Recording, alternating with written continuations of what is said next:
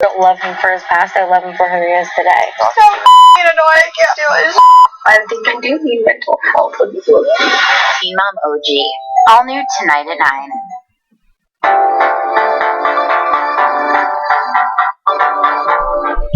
Suddenly it seems the entire country is talking about the alt-right, so I guess it's our turn as well. For those of you who are tuned to the wacky, wild underside of the internet, you know that the alt-right has existed for a couple of years now, but it's only in the last few days that the mainstream has started talking about it. Last week, Hillary Clinton attacked the alt-right in a big speech, which led to coverage in every newspaper and online outlet across the globe. Hillary blamed Breitbart.com for mainstreaming racism, which she said was proven by Trump's embrace of the alt-right.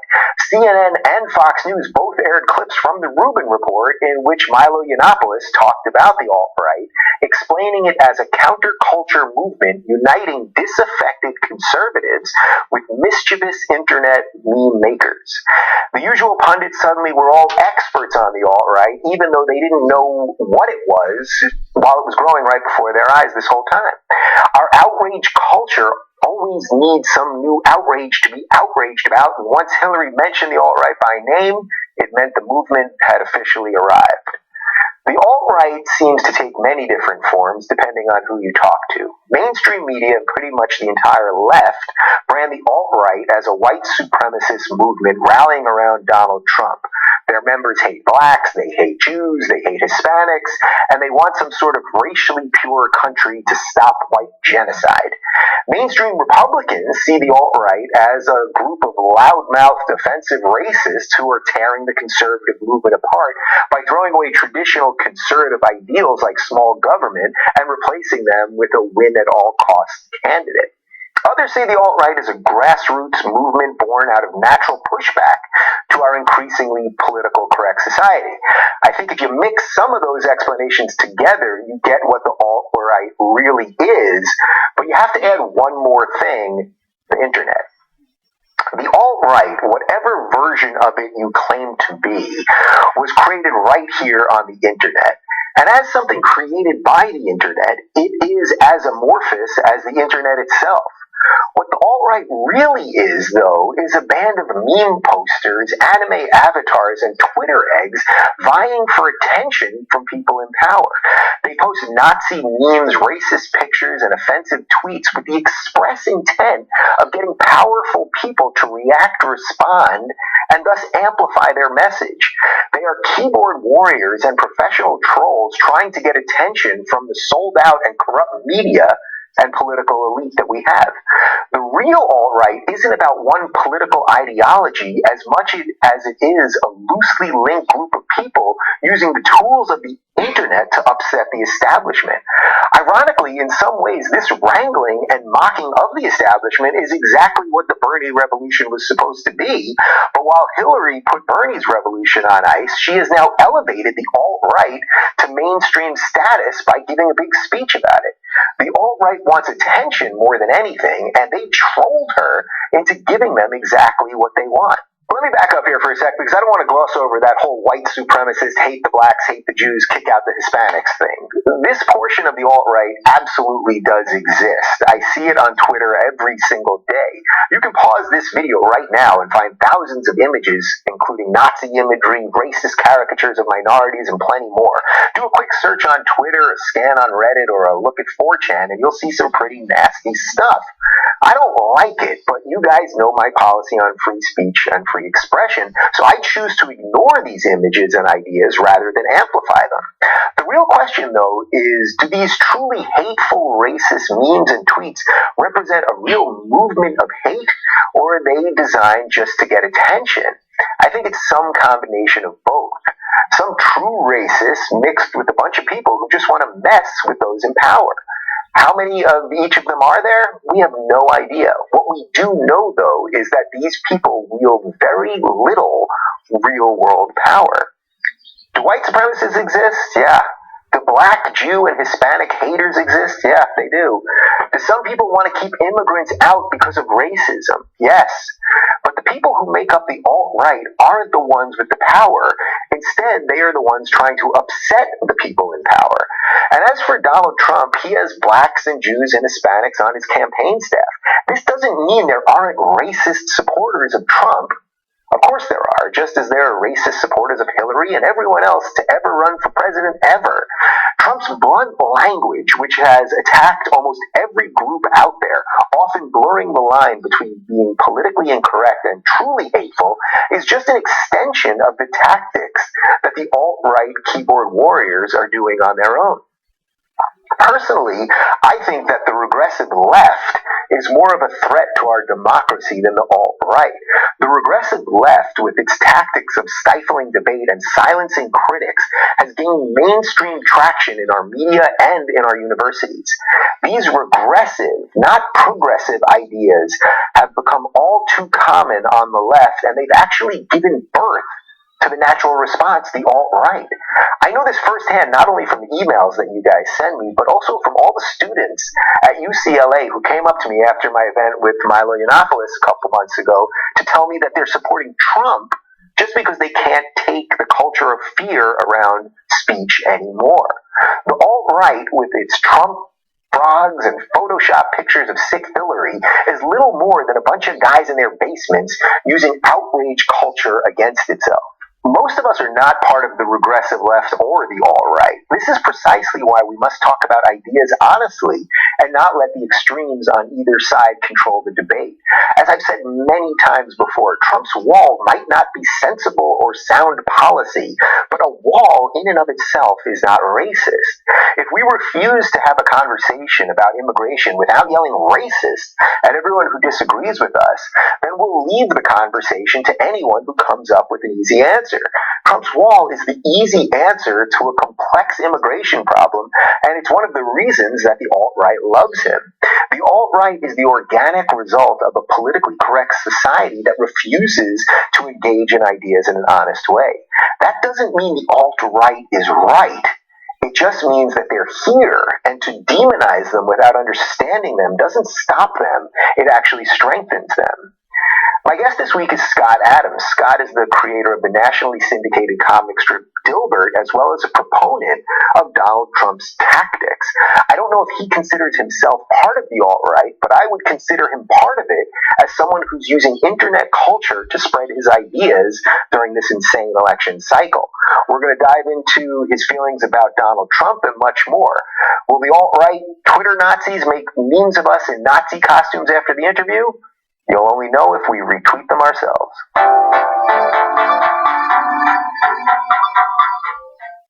My guest this week is an author and creator of the legendary Dilbert comic strip, Scott Adams. Welcome to the Rubin Report. Thanks for having me. I'm very excited to talk to you, but before we get into anything, you've also received the Rubin Award, which is for Outstanding Cartoonist. They spell it the other way, though. Coincidentally, yes. Although it's not as prestigious as you might think, because they changed the rules some years ago that you couldn't win it more than once.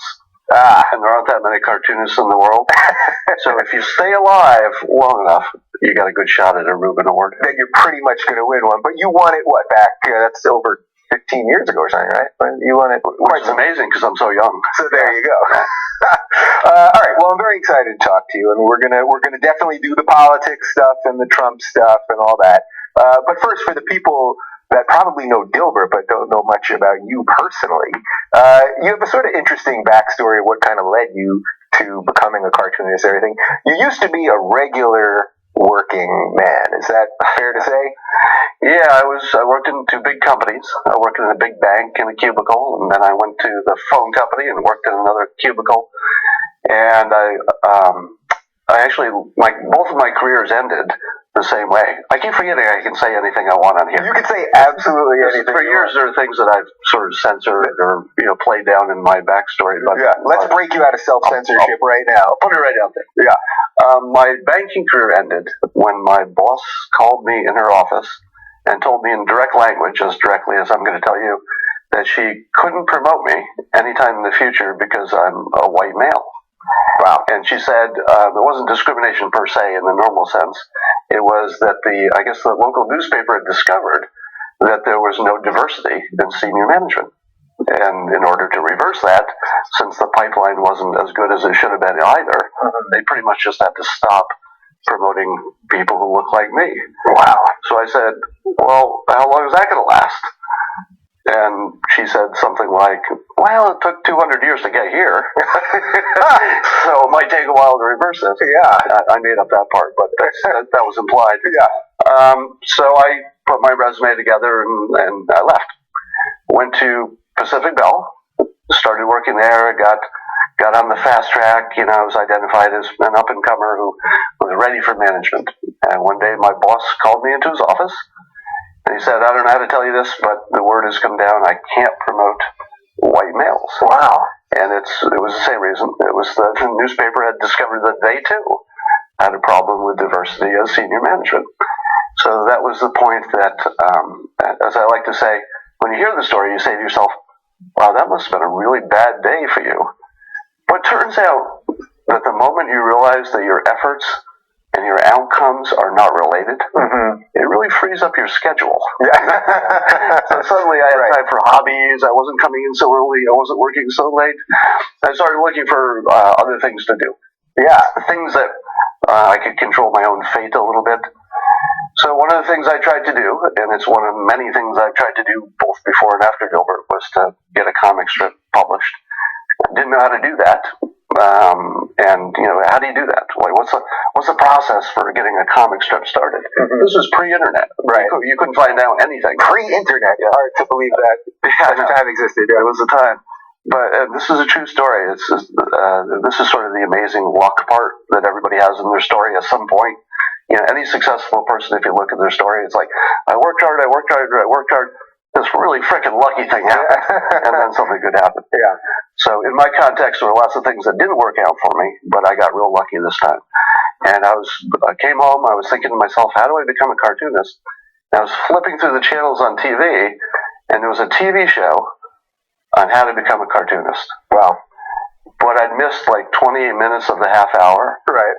And I just figured out, that's what that must have been about. And I wrote down the name of the host from the closing credits. And I wrote him a regular snail mail letter. And I said, how do you become a cartoonist? And he answered, 2-page letter, said, buy this book, use these materials. And he said, whatever happens, don't get discouraged, because it's a real tough industry, and you'll get rejected a lot, but don't give up. So I said, oh, this is great. I bought the book, I got the materials, I put together some comics that were just single panel comics, sent them off to the major magazines. They were rejected. I just thought, well, I tried, right? It's the best you can do is try. So I put all my materials in the closet, and I forgot about it. A year goes by, and one day I walk out to the post office, or to the mailbox, and there's a letter there from the same cartoonist who had sent me the original advice. His name is Jack Cassidy. And if he's watching this, hi, Jack. And he said that he was cleaning his office, and he came across my letter that was in the bottom of a pile. And he said that he was just writing to make sure that I hadn't given up. Wow. And that was the only reason he wrote. And I had given up. And so I thought, well, maybe he knows something that I don't know. Maybe he sees something that even the magazines didn't see in my work. So I decided to raise my sights to try to become a syndicated cartoonist in newspapers all over the world, as opposed to just trying to get a comic in a magazine. Because I figured if I got rejected at that, it would feel like progress, because I'd be rejected at a higher level. That would feel good.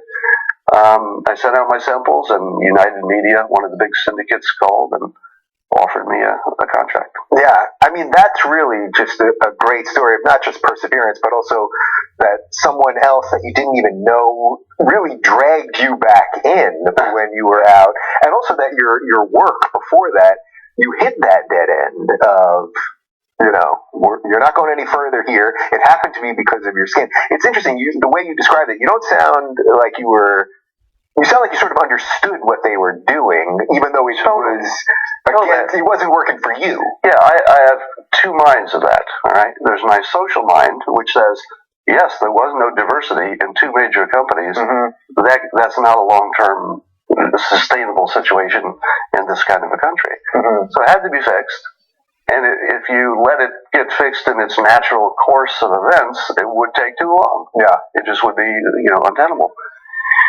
And it is also true that when someone who looks like me, a white male in 1979, gets fired from a job without doing a bad job, or in this case, sort of encouraged to quit, I guess, I had lots of opportunities. So it wasn't the worst thing in the world for me, and it worked out well, obviously. Yeah. So yeah, I have two minds about it. I think it was good for society, bad for me at that moment, but it worked out good for me in the long run. Yeah. What do you think in 2016 if the same thing happened to sort of a middle management white guy and they were told that now? Do you think the reaction from the average person would be the same? Do you think that a normal corporate atmosphere, do you think they would say it in such sort of... I think everything changes with the times, right? So the tool you need, you have to adjust it for the time. If it's years ago and you've got slavery, you need a civil war, right? You got to go for the biggest, bluntest weapon you can. Mm-hmm. If it's the 70s and you still don't have good representation in top jobs, you need something less blunt than a civil war, but far more blunt than doing nothing and just hoping for things to change. Yeah. So I was in favor of a sort of a punch in the nose, sort of to try to get things kick-started. Mm-hmm. But now I think things have improved, right? Nothing's fixed. We haven't ended racism. We haven't ended sexism, right? But there are pockets in which it really isn't a problem. Yeah. There are pockets where it's probably a huge problem, but you can choose your pocket now. So if you're somewhere where there's a huge problem, we do mostly have mobility. You can quit that job. You can find a place where you do have an advantage. I saw a picture today that's running around Twitter. The Huffington Post editorial board. Yeah. And it's 100% white women. Oh, yeah, I've seen that before. So if you're working for a company, you're a writer, you're a white woman, you got discriminated against, there is some place you can go. Right. Where probably something like the opposite is going to happen. Right. So I'm not saying that's good or bad. I'm just saying that in the world of 2016, you can leave where you are. You have, mobility of sorts. Nobody has perfect mobility, but you can move. Right. So you can control your own fate in a way that you couldn't in 1979. Right, and it's funny because if we're talking about the same Huffington Post picture, it's a long table, all of women, and the woman who took the picture is saying, look at our diversity here. She means diversity in that there's a lot of women or something to that effect. Yeah. And she's actually showing you that's it's different than just all white men, but it's not really diversity per se. There was an amazing bit of blindness that someone could tweet that publicly and be proud of it. Now, I think we're all happy that women have, all the opportunities. I've literally never met anybody who thought differently about that topic. So you believe women are equal before the commenters start going on and on, he hates women or something? Well, I believe in equal opportunity. I think every individual is different. But, of course, you have to have equal, access, equal opportunity. Yeah. All right, so let's jump forward. So now you get the cartoon out there, and it starts taking off. How much of it was rattling around all the ideas of Dilbert, which is very much takes place, obviously, in the time of your life that you were working in the corporate atmosphere?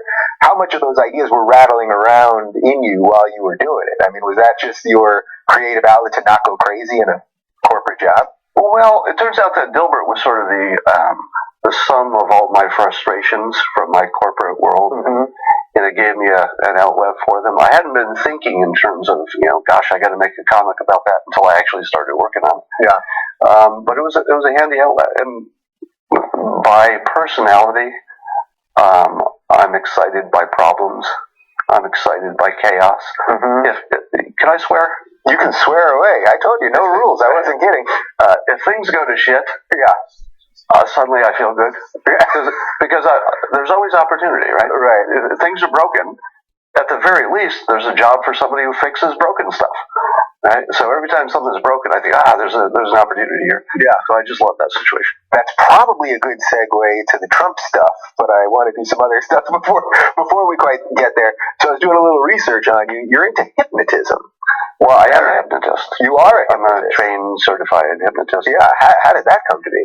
Well, the backstory in that is that my mother gave birth to my younger sister while my mother was on hypnosis, while she was hypnotized. My family doctor was a hypnotist. And we hope he was a medical doctor, but I know he was at least a hypnotist. Right. Well, you all came out, right? Yeah, we all came out. Yeah. And my mother reports that she felt no pain did not have any drugs during childbirth, and was awake the whole time. Now, this is an unusual situation. Mm-hmm. So even a well-hypnotized person, 20% at tops could feel that kind of extreme phenomena. Mm-hmm. But the other 80% can be deeply influenced. And so when I heard that story, I was pretty young when I heard it. I thought, what is this superpower? And how can I get that? Mm-hmm. It was part of my process of trying to accumulate skills that would layer well on whatever I was naturally good at. And I thought, well, knowing how the human mind works, knowing how to influence it, knowing how to hypnotize people, has got to work everywhere, right? Where would that not be a good idea? Right. So do you practice it some? I mean, do people come to you if someone say, I have a smoking problem, or, I eat too much or something, and you say, well, let me hypnotize you and get you out of this? How do you use it, actually? So I've since broadened what I call hypnosis to include anything in the field of persuasion, influence. It could be advertising, in the dating realm, it's game theory or whatever it's called.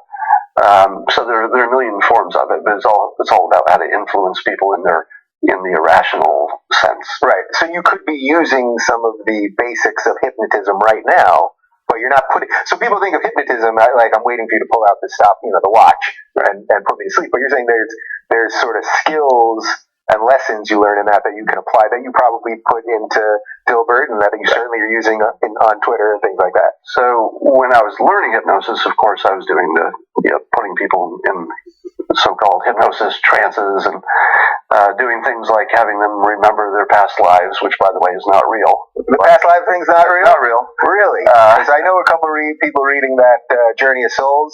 Do you know that Journey of Souls? I don't, but it's all about the past life regression and that whole thing. I can tell you, I as practice, I would run a little ad in the local rag to say, come and for $20, I will hypnotize you and show you your past lives.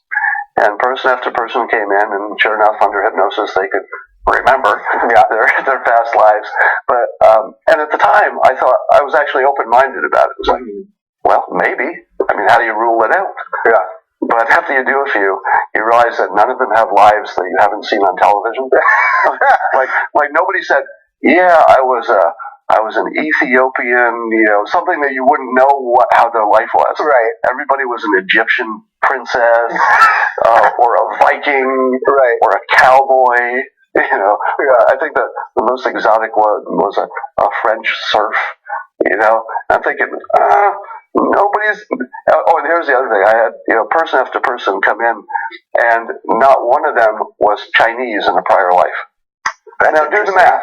Right. Math, right? Right, math alone. There's a lot of Chinese people. Yeah. Somebody was Chinese in a prior life, if there were such things as prior life. Right. So what do you think that tells you about the human psyche or the human condition, that people, you put them under hypnosis, which you believe is a good practice, and that ultimately so you would say that that's then their subconscious that's just exercising itself? It's just, it's combining with their ego to just make up a story. It's not just their subconscious, it's the fact that the hypnotist has implanted the suggestion that they can retrieve their past memory, and so that's enough that they imagine that they are having actual memories. Yeah.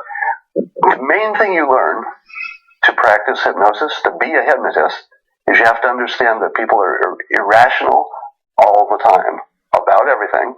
And if you don't understand that, you can't even do it, because none of it would make sense for a rational person. People aren't, if you think people are affected by data and facts and good arguments, you can't even do hypnosis. The whole thing just falls apart. Yeah. Wait, you don't think everyone, though, is like that, right? You think 100% of the world are rational pretty much all the time. The times when you're not are trivial. So, if you're balancing your checkbook or trying to decide which object is heavier and how much, you need to lift it, that's probably a rational decision, but those are trivial in terms of our lives. It's not going to affect the house you decide to live in, the job you take, the person you marry. It's not going to affect, the way you dress most of the time. It certainly won't affect your political choices. Right. So you would say those choices are done in an irrational manner for most people? Buying a house, people spend a lot of time trying to figure out what house to buy or what career to go into. You think those are done through irrational choices? We make our decisions about people and things in the first few seconds, and then everything after that is a rationalization. I'll give you perfect examples from my life. A few prior relationships ago, we were looking for a house, looked at a bunch of them, we both didn't like them. We drove up to the house we ended up buying, sat in the car without even going inside the house, looked at each other and laughed, because that was our house. Because that was it. Yeah. And I don't know why. I mean, just had a look, had a feel, but without even seeing the inside of the house, without knowing, what we would pay or anything like that, we had decided, and sure enough, we bought that house. Yeah. Likewise, Did it work out? Yeah, it was great. Yeah. In another relationship, we were looking for a car, with my ex-wife. Looked at car after car. We pulled into one dealer, stood there, looked at the car, and I just laughed. Didn't know anything about the car. Didn't know the specs. Didn't know the mileage. Didn't know anything. I just knew that was going to be our car. Sure enough.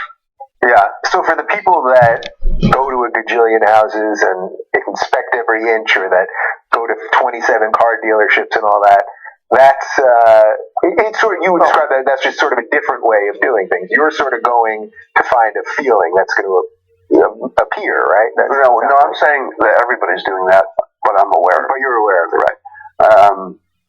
Certainly, there are some things that would eliminate a car from your potential. If you're looking for a truck, you're not going to buy a Prius. Yeah, right. So there's a little bit of common sense in there, but when you get down to those final choices, that's all just how it feels. Yeah. Interesting. All right. Should we go to politics?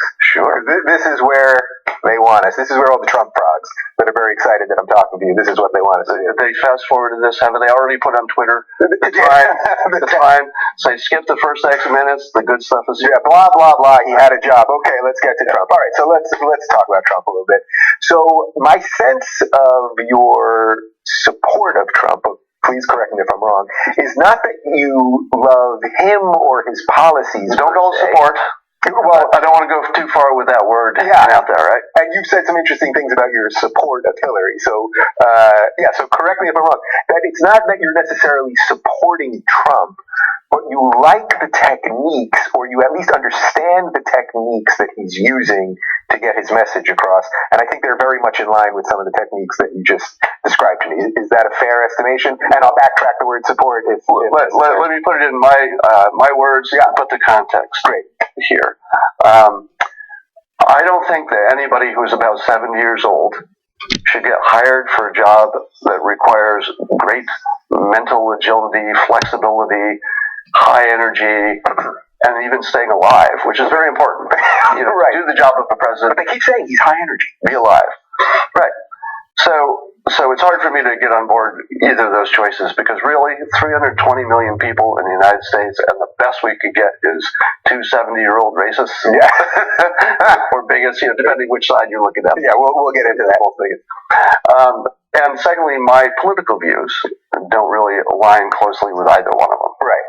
But that said, what I noticed last year was Trump had an influencing or an influencer's tool set. Mm-hmm. He had the skills of a hypnotist, the skills of persuasion that I immediately said, bing, fairly early on last year, and said, that's not normal. Mm-hmm. What he's doing is technique that people don't understand. He's just a better persuader. And so I'm a big fan of his persuasion talents, and I think people need to understand that in context, and maybe not think of him as the crazy clown. Right. Because lots of times there's intention there, and there's a lot of strategy, and he's playing the long game in a lot of ways. Yeah.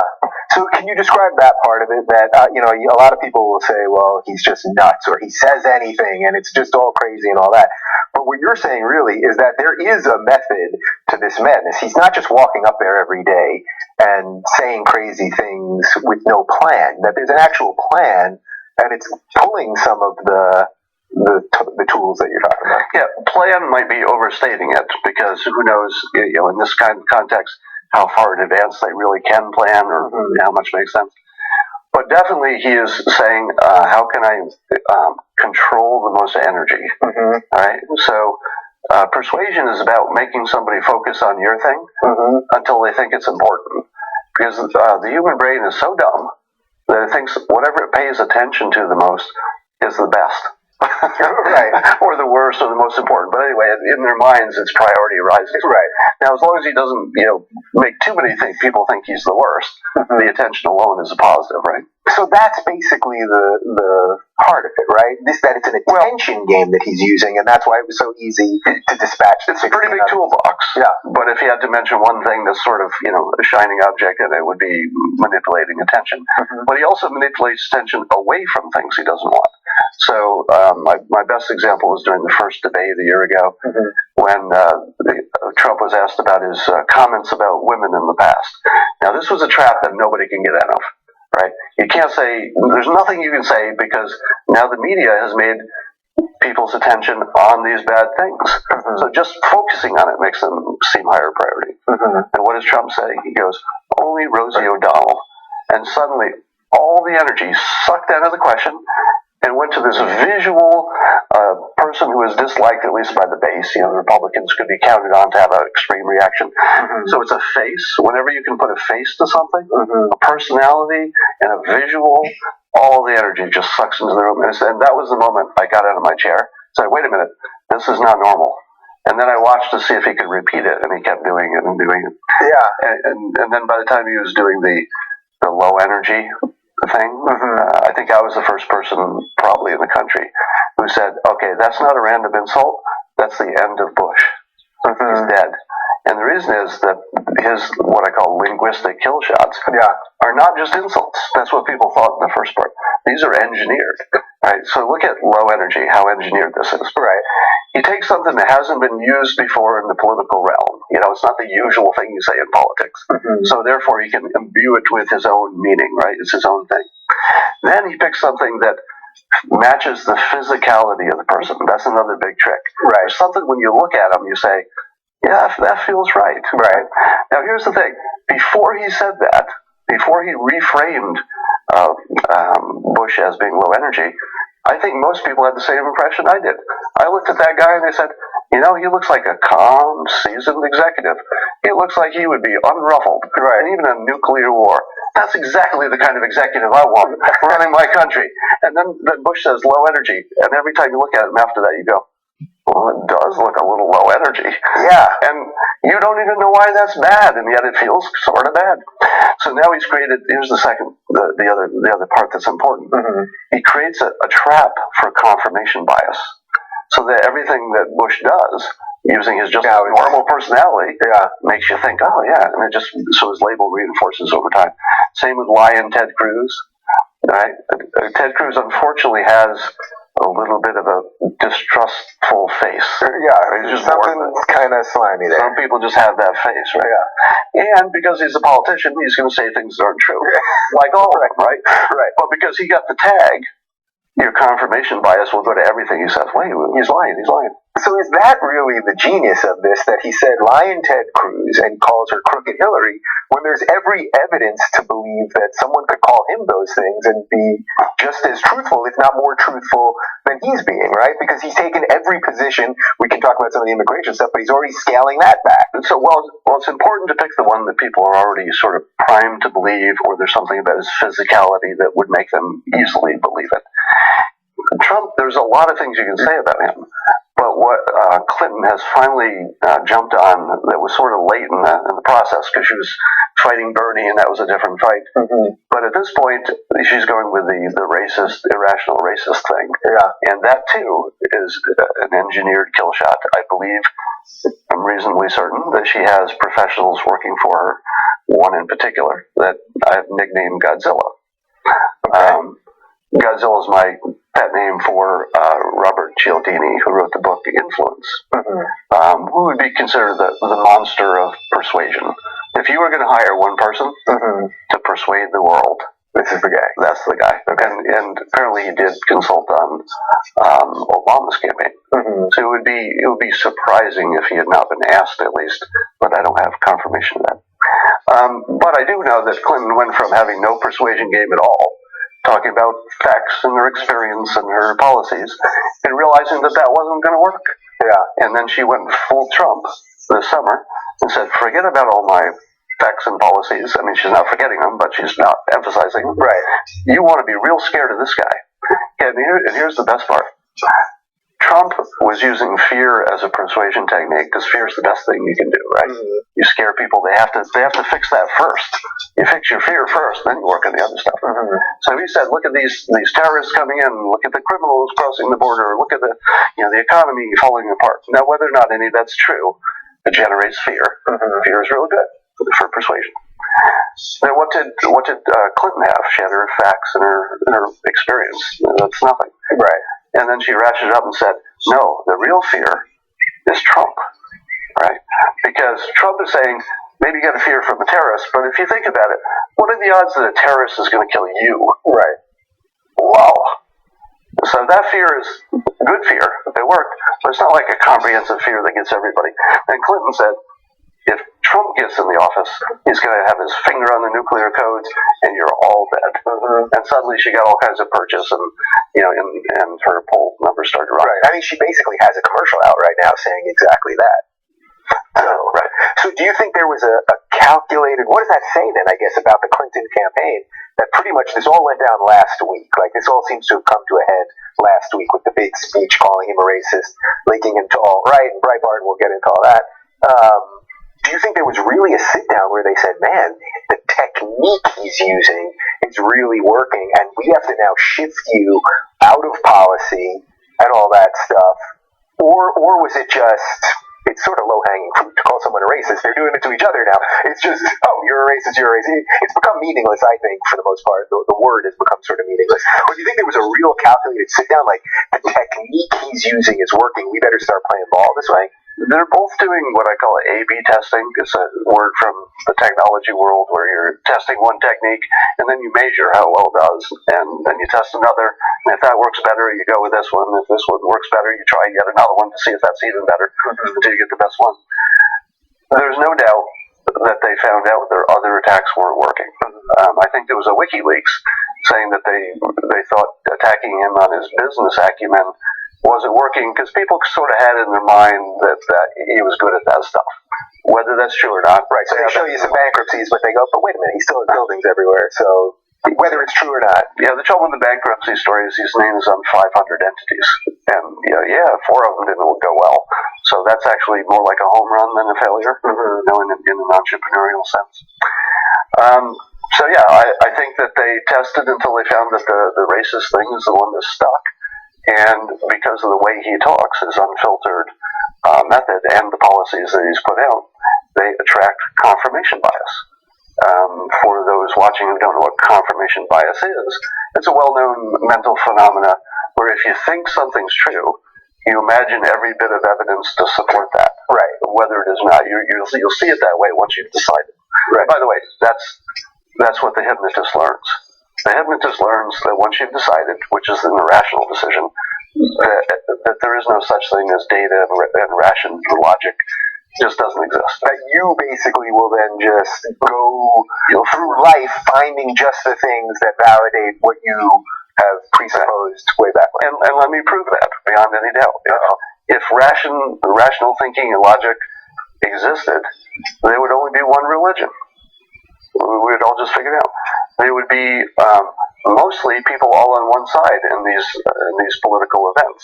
Not every time it's about 50-50. Right. What are the odds of that, right? Yeah. Or I asked the question once, where do all the smart people come out on this? Like, if you polled only smart people, right, well-educated, really well-informed smart people, would they all have the same opinion? No. Right. No. Right. If there was anything to logic and data and thinking, if thinking were a real thing, like we were really, taking the right data and making the right decisions, people would mostly be on the same side in these political questions. Even if it's 75-25, it would be overwhelmingly, on one side. But they're not. So as someone that cares about thinking and critical thought and being smart and all of that stuff, this has to be a little depressing for you, right? I mean, as you already said, the 70-year-old part and all that, we've only selected just these two, but just the general discourse has to be kind of depressing, right? Absolutely not. Because remember, since my 20s, when I learned hypnosis, I've abandoned the idea that anyone is rational, including me. So once you abandon that, the world becomes far less frustrating, not more. So look at the world that the rest of you are living in. And I feel sorry for you bastards living in this world. Because you're looking at the people who are on the other side of the political debate and you're saying, why can't they see the logic, the rational arguments that are so clear to me? And the answer is always the same. You're an idiot. Yeah. But guess what? They're thinking they are too. Yeah. And they're having exactly the same thought with their set of confirmation bias. And they're so sure that they're right. So sure. So basically you're saying you, Scott Adams, don't have any of the answers, right? But you're just saying this is the game, so we have to deal with it in that reality. Well, I have all the answers if you're talking about the political stuff. You got all the answers? We haven't gotten to that yet. Yeah. Well, let's go. Wait, before we get to all the answers, that'll be a better thing to probably end with, all the answers to everything. Maybe we'll wrap up the show. I could end the show if we get all the answers.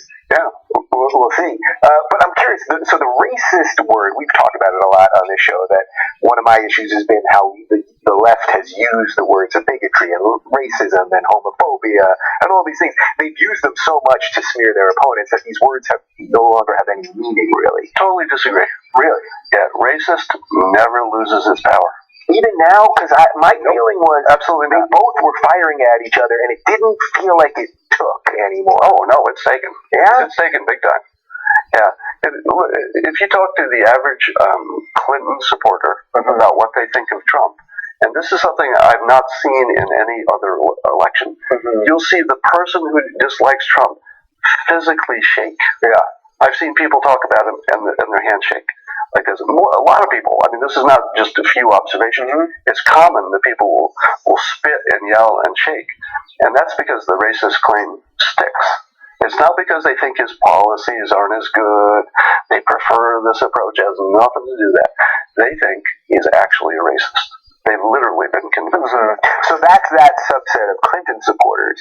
My suspicion, though, is that the average person out there hears the word racist, sees the way these things have been overused, and the way we label everybody, and goes, it actually, in a way, especially if you take the Trump supporters, every time you call them a racist, they like it, because they feel like you've lost the argument, so that's the word you're throwing out there.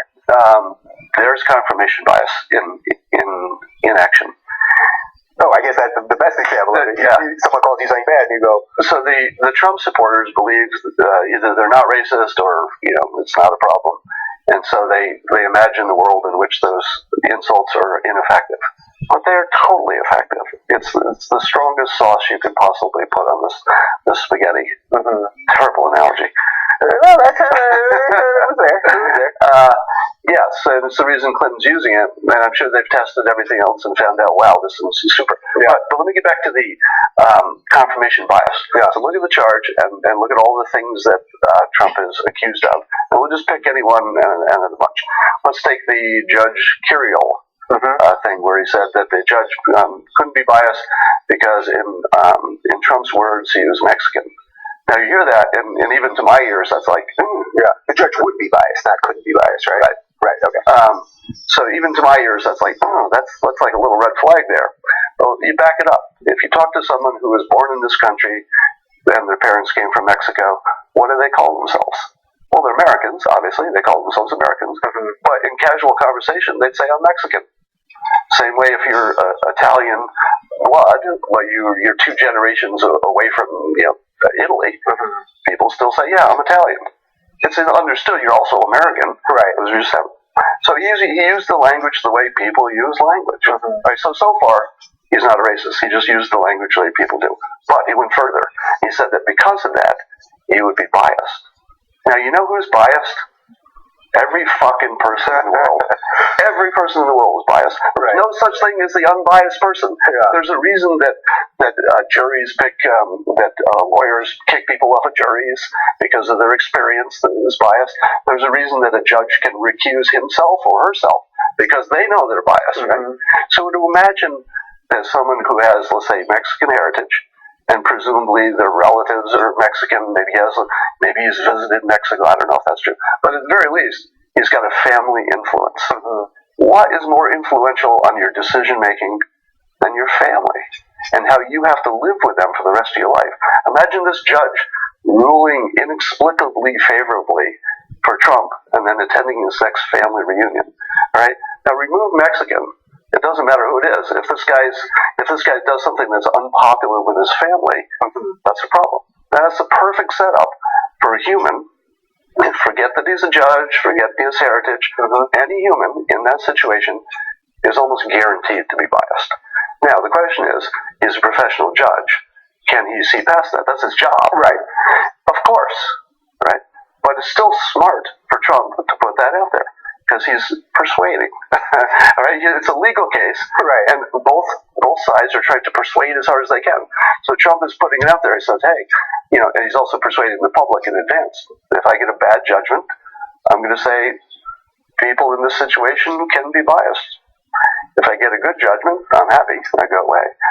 So, he's not doing it as subtly as you just laid out, saying, well, this guy might be biased in a the way you calmly laid it out. He goes to the easier, but you're saying that's the whole point. That's why he gets attention. That's the whole point. Yeah, he gets attention. So it's the attention on it that makes it powerful.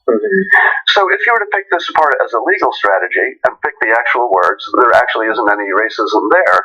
It is a comment about somebody who has a race. And in this case, has a cultural heritage. Is that a better word? Yeah.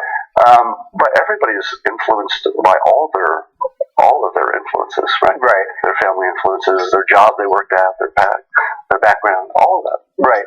I suppose the inherent problem with it in that case is that had this judge been white of Irish descent or Italian descent or some other European descent, you acknowledge he would have certain biases, but Trump would have never figured out a way to bring up his ethnic background in that context. Let me give you your example right back to you. Let's say Trump is doing some business in Scotland, which he is.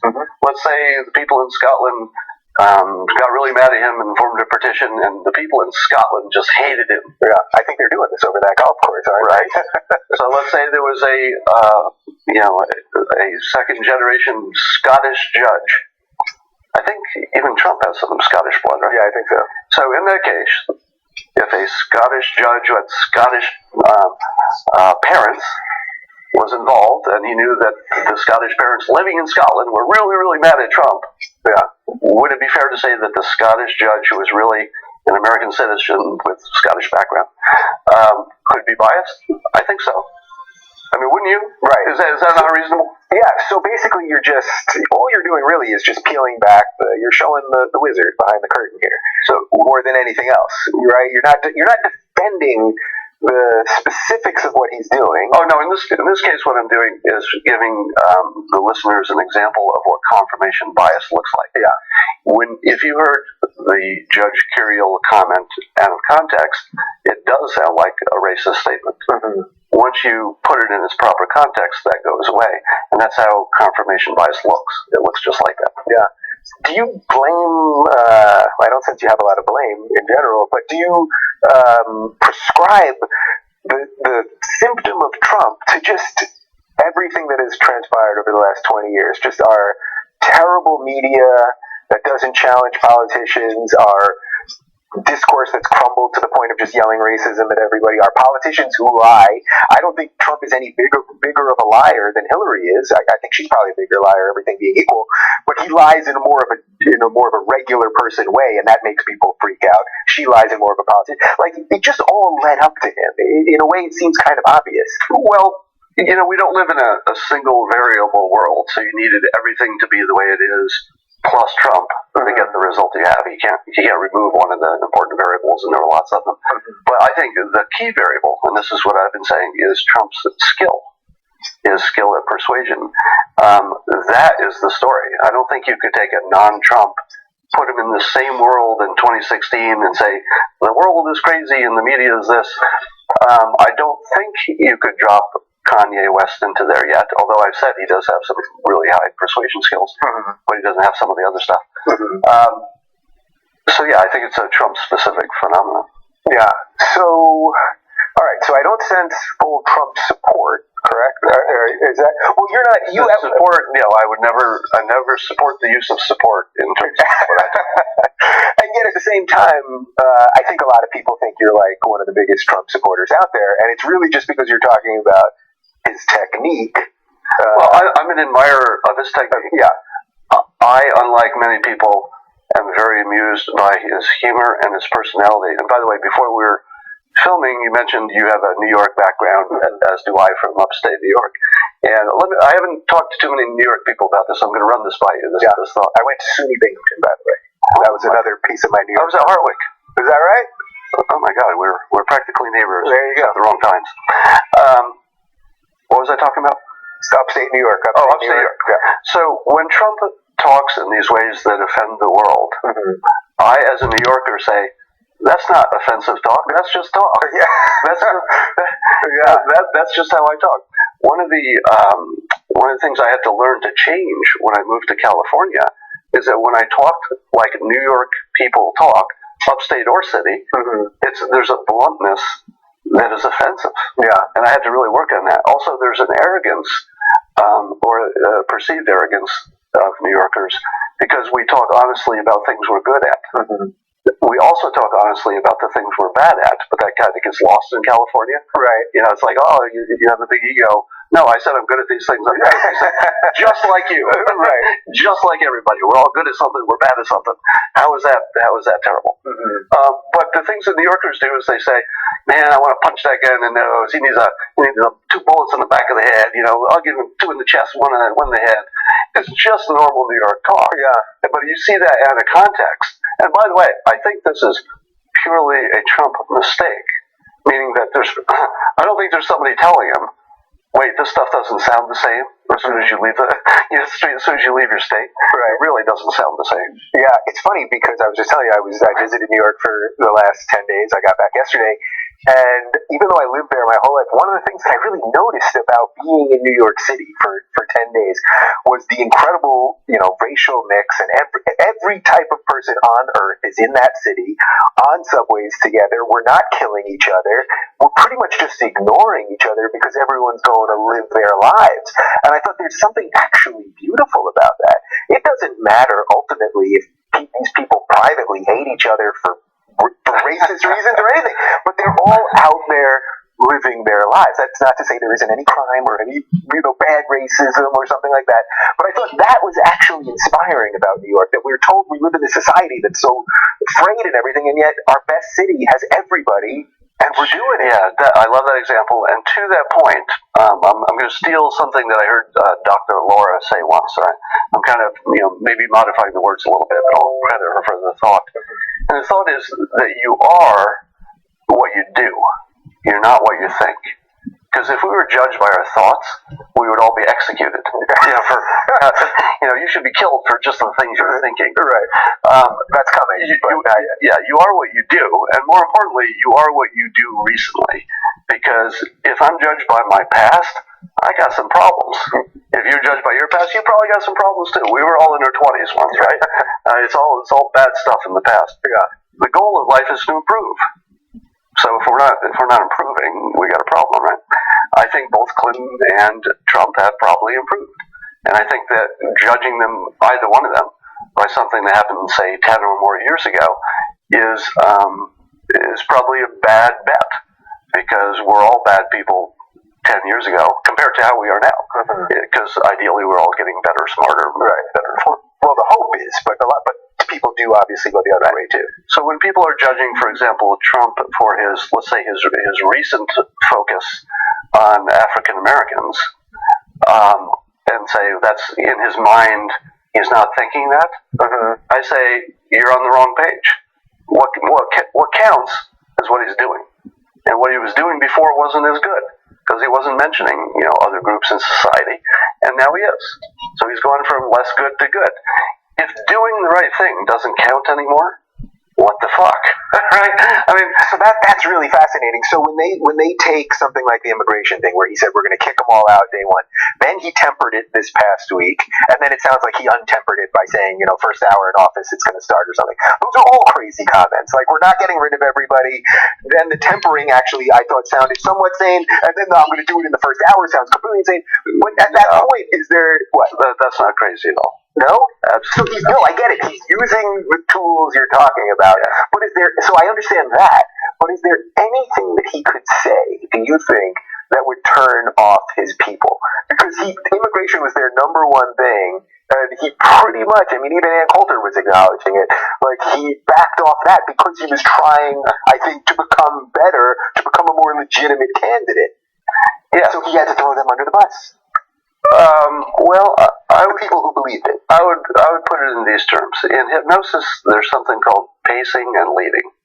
Pacing is when you match your subject in any way. You match their breathing, the way they talk, the way their posture. Because if you do that long enough, people get comfortable with you, and then you can do what's called leading. So then you can do something different, and then people will start doing that thing that you're doing. So you start by copying them until they learn to copy you subconsciously. They're not doing it intentionally. It's one of the biggest components of hypnosis is that idea. What Trump is doing is pacing and leading the entire Republican Party. What you think he's doing is that he's gone in and his ideas are a little different, and somehow with his, he's punched his way through the top. That is not what he's doing. He hollowed out the GOP, and he's wearing it as a skin. When he's done, the Republican Party will never be the same. Yeah. He has changed it, and he has improved it. He got on stage at the Republican convention and did a full-throated, what I thought was completely sincere endorsement of doing more to help the LGBTQ community. Peter Thiel's folk, he meant it. And what happened with all the Republicans? As soon as he did that, you don't hear anybody complaining about that, right? Yeah, and not that they would have complained necessarily, but the Republican Party changed. Trump changed them, and they can't go back. He paced them until he led them. And on immigration, he paced them. He said what they needed to hear until they said, Trump, Trump, Trump, he's our guy, I feel good with you. Now he's in a position to lead. Right? The Democratic side, they were already there. They wanted something kinder and gentler. And by the way, so do I. I want this to be dealt with in the most humane way that also makes sense for the country. But it's a little bit like, but slightly different than Nixon goes to China. Nixon was a hard ass about China, so when he went there, people believed him that he wasn't just selling out, he was still Nixon. People believe that Trump is still Trump.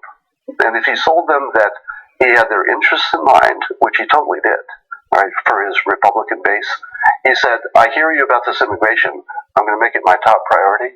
He paced them. They trusted him. They got on his side. Now, Trump and nobody else can soften that position. No one else is in that position because of the way he did it.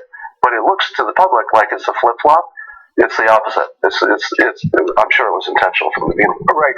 So you would say that, I saw a lot of people that after Peter Thiel spoke and Trump had that nice moment actually where he said the thing about LGBT Americans, and he got what I think was a pretty spontaneous applause break from the crowd of base Republicans, right? I saw that a lot of people after that were saying, well, still look what's in the party platform, and there's still stuff that's not great on marriage equality, people think. But you would argue that's basically irrelevant at this point because he's the head, he's the leader, and he's made the acknowledgement. So they're not done. I mean, everything's a work in progress, right?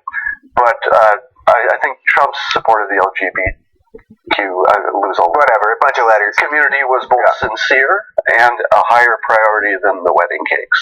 And guess what? I think the wedding cakes will be all okay, and the weddings. I think the Republican Party will catch up in that sense. So is that the irony, the ultimate irony of Trump more than anything else, is that while these people get shaky when you're talking to them and angry and stammering and sweaty and all that stuff, that he actually became the Republican nominee by basically being pro-gay marriage. He's not going to try to flip gay marriage. He's for, gay people to live equally, basically. And at the same time, he's been running like anti-war. He certainly doesn't want a nation bill. That's pretty obvious. He wants people that we're giving things to pay us, all of that stuff. So he actually sort of killed the neocon part of it and killed the Christian conservatives. Like, he slayed them both on the way. So he should have become the left's favorite Republican in a bizarre way. And maybe still will. I mean, I'm still predicting that he'll win in a landslide. I know the polls don't look like that right now, but they're tightening as we're talking. How much of that do you think is just that there's a certain fear of saying you're for Trump? So people don't poll properly. Probably a lot of it.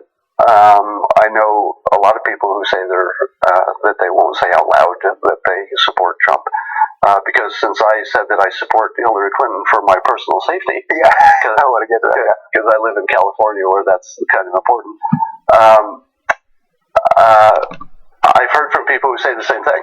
They say, "Oh my God, I can't say it at work. I can't say it to my family. I can't say it to my friends." How many there are is the great mystery. But I don't think they're being picked up in polling necessarily. Yeah. What do you make of the alt-right that everybody's talking about right now? I don't think you consider yourself part of it. You're sort of I do not. You're a parcel to it, or something like that, right? Like, because they're getting, or something like that. Like, they're getting. I think some of the techniques that they're doing of setting people in power with memes. You have nobody in the basement.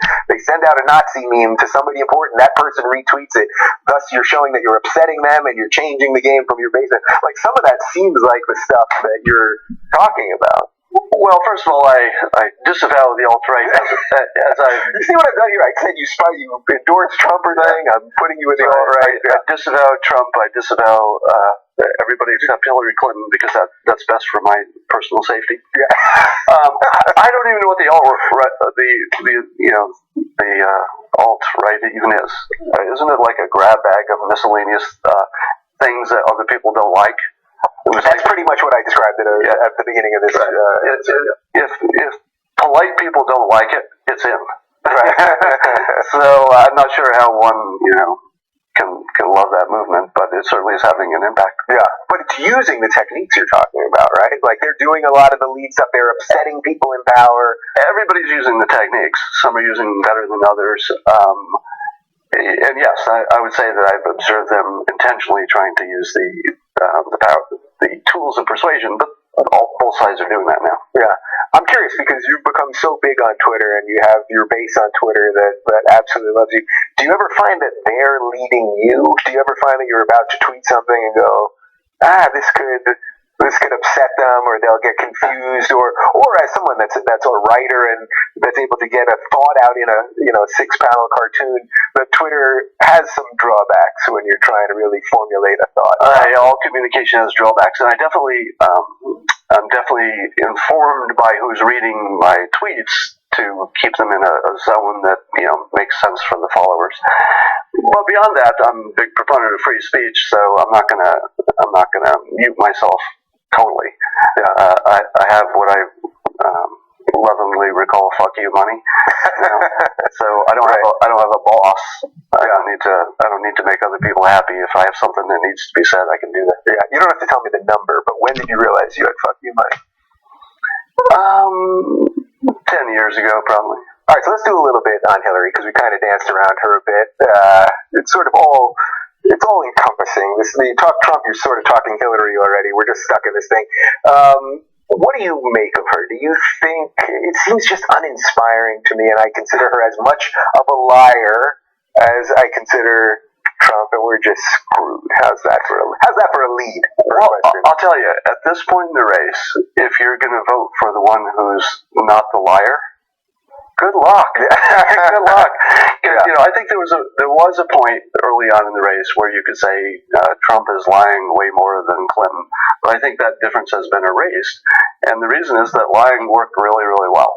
And so Clinton is sort of, as I said earlier, dispensed with the facts, and she's more about he's a racist and misogynist. And I don't think, as I said, I think that's confirmation bias. It's not fact. But the race has almost entirely, if you think about it, I've never seen this before. The race has gone from talking about policies and things in the world to almost entirely talking about this gray lump of matter in each of their heads. Like, is Hillary sick or lying or whatever? Is Trump, a crazy racist, misogynist or whatever? But it's all about the gray thing in their skull. Like, what about the world? What about us? Right. So was that the obvious outcome here? In a weird way, if you go back 6 months and you really saw what was going to happen here, and you look at Hillary and go, Bernie, actually, they were going to take him down no matter what. And if you saw what Trump was building, which, as you said, you saw it a little earlier than most people, in a way, this was the obvious. We were going to get to this, right? No matter what. Probably the gravity was sucking us to this place, yes. The only unknown was whether Hillary would go as dark as she went. By the way, the word dark probably came from Godzilla. That's an engineered word. Right. That's a word that you don't hear in politics, which is designed to attract confirmation bias. Hey, everything Trump is doing is dark now. Dark. For people that missed the beginning of that clip, that's what's the guy's name again? So that would be Robert Cialdini. I'm just hypothesizing. I don't have confirmation. Yeah. That he's working on the Clinton campaign, advising her in the persuasion arts. Yeah. Okay, so let's put Trump and Clinton aside for a second, and I want to finish up with free speech because that's sort of in the thrust of everything that I do here, and I know it's something that's obviously very important to you. What do you make of the state of free speech in America in 2016 as a creator, as someone that puts thoughts out there, and you do poke fun at a lot of our societal nonsensical ways that we self-censor? Yeah, it's interesting. In many ways, the world is going in the same direction in the sense that there's more of everything. I mean, I think in the old days, more of something meant less of something else. But now there are more places that you could speak with complete freedom, online. Mm-hmm. And then there are fewer places that you could do the same thing in corporate America or in other places. So in some ways, there's more freedom than ever.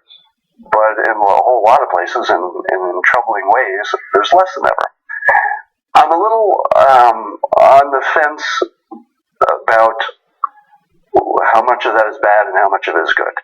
Because I do think that words matter. And I think that there are places where, civil conversation is more important than saying your mind, right? Freedom of speech is overrated in some contexts, but you certainly have to have it to have an effective government and an effective country. Right. So to that end, do you think, I'm bringing it back to Trump, unfortunately here, but I have to for the purposes of that. Do you think that once in office, if he became president, do you think he'd be able to have those conversations in that sort of space where he's not doing all these tricks, but doing, I suspect your answer is yeah. Well, I think if you imagine a President Trump, I could see two things happening. One is that everybody moderates once they get the job. I remember back in my corporate days, one of my coworkers would get promoted to an important level of responsibility, and their personality would just change overnight. Right. They'd start getting serious, and they would stop joking around. Certainly, Trump would be doing some of that. Right. So there would be some moderation just because the job. Imagine yourself. You're no matter what you're thinking before you walk into the Oval Office. Right. You walk into the Oval Office, you're in the White House, right? There's no way that doesn't change your behavior. Right, it's real now. Right? It's real. That's the biggest influence you can have. In fact, Cialdini even writes about this, the influence of your physical environment, in his new book, which I'll plug for him. Persuasion will be the biggest book about persuasion the world's ever seen. It'll be massive. I got an early copy, so I saw it. Yes, so Trump will moderate just because of the physical, power of the office. Well, also, he has also created in everybody's mind an expectation that he does things that other people don't. So if you're, let's say, the heads of China or Russia, and Trump says a crazy thing that people don't normally say, they're not going to say, "Oh my God, here comes the nukes." They're going to say, "That's what he does." That's what you're right. So we have to stop thinking that China is a bunch of idiots. They're going to misconstrue what's happening over here. It could not be more clear that Trump says things other people don't say. So if he does more of it, people are going to say, well, there's more of it. Right. So basically, they would just have to learn how to readjust. Already have. I think that process is done. Yeah. You just have to see enough of him to say, okay, he's talking like, I'm going to say a New Yorker, and we get that. Yeah. Once you get that that's his style, you're okay with it. Yeah, I think it's interesting what you said about how, so in some ways, it feels like we have less free speech, and in some ways it feels like we have more because people have now used the internet to do this. There's I'm a little caught between feeling that the internet side of it is good and bad because so many people are doing it anonymously that I feel like they're exercising their right to free speech, but then it also comes with you say all kinds of things that you would never say in person. I have no problem with what they say. As I say all the time on the show, I don't like the Nazi memes and showing all these, actual racist things about black people or whatever. I wouldn't stop them from doing it. But still you would say that's a net good because at least there's the outlet. Yeah. I would say that anonymity is essential in a free society. You got to be able to say some things anonymously. But I would also say that the cure for all the bad stuff is sunlight. And the more the anonymous people say horrible things, the more the sunlight starts to, erode it. So I think you have to let it out before you can kill it. Yeah. So to that point, would you, if someone was tweeting you all day and sending you awful Nazi memes or any of this You stuff? mean my entire day? Every day? Yeah. Right. So my policy is I just ignore them. Occasionally I mute them, and on a very rare occasion, if they just won't stop, then I'll block them. But I never amplify them because I feel like, well, if I don't really pretend that they're here, then unless they, you know what I mean? Like, they're not outside with pitchforks. They're just doing it from the comfort of their own computer. Do you basically think that that's a good policy in this way? Because otherwise I feel like we're just making their ideas bigger. If I get outraged that they sent me something upsetting, and then I outrage somebody else by retweeting it, and, then it becomes this never-ending thing. I feel like I'm judging everyone individually. Because every once in a while they'll say something that links to some data. Yeah. And I'll look at that and say, that's data. I mean, maybe I don't like where their implication or where it heads or any of that. But data is data. So those I tend to let stay. But if somebody just comes on and yells some racial, stuff, then I usually just block them right away. Yeah. All right, final thought. You've already predicted it. So you're predicting a Trump landslide. Do you want to give me some percentages? Do you want to put yourself out there to that? I said some from last year, 98% Trump landslide, and hasn't changed. What has changed is that he's had terrible weeks. And if that week was the only thing that happened until the end, of course he would lose, but that never stays the same. Their weeks are going to be up and down. I think there are some big shocks to come. I think that all the Trump shocks are baked in. There's almost nothing you could hear about him, unless it was totally out of left field that would make any difference, right? But there's a whole bunch of stuff you could hear about Clinton, especially since she has government experience, right? That makes her more vulnerable to a shock, because if you did it in the context of the government, it seems worse. So that alone, I think, almost guarantees a Trump victory. Really? So basically that WikiLeaks could just drop something, because we know they're holding something. Doesn't even have to be WikiLeaks. Could be anything. Could be anything. Well, I've thoroughly enjoyed talking to you, and I'm glad we were able to talk about some of this stuff without sort of the craziness attached to it. Because doesn't it feel like it's just crazy all the time, right? Crazy in the most entertaining ways. Yeah. I have never had a more fun year of my life. I gotta say, I wake up every day happy because the news is going to entertain me, and people are engaged. Yeah, the engagement. Look what people learned about their government this year, about how the primaries work. That they are rigged a little bit. I mean, just the level of human engagement is off the chart. And I would go so far as to say that a President Trump would probably encourage more direct public participation, because it just feels like he needs it. Right. Clinton would, because he just loves it. He loves that. Well, I think Clinton would do her thing, and her lobbyists would write legislation. It'd be like always. But if you saw President Trump, you'd think almost anything was possible. So you'd say, I got an idea. And people are already sending me all these ideas for building the border wall with a light rail train on the top, and businesses and casinos, and making it a economic zone. Oh, good God! And we're hearing all this big thinking on one side, and I feel like something's being unleashed in a good way, like a creative thing. And we hope it's not some kind of race war. You hope it's not World War III. Yeah. All right. Well, for more on Scott and the Dilbert cartoon and his thoughts and blog and all that, you can check out blog.dilbert.com. Thanks for watching, and we will do it again next week.